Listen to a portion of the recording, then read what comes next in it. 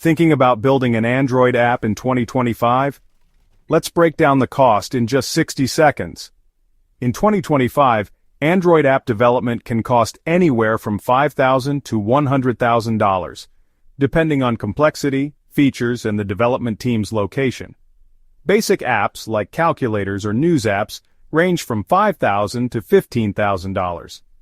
Mid-level apps with APIs, login, or payment integration can cost between $20,000 and $50,000.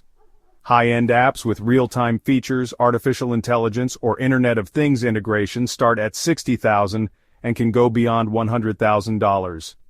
Other factors include design complexity, back-end infrastructure, testing and maintenance, and whether you hire freelancers, agencies, or in-house teams.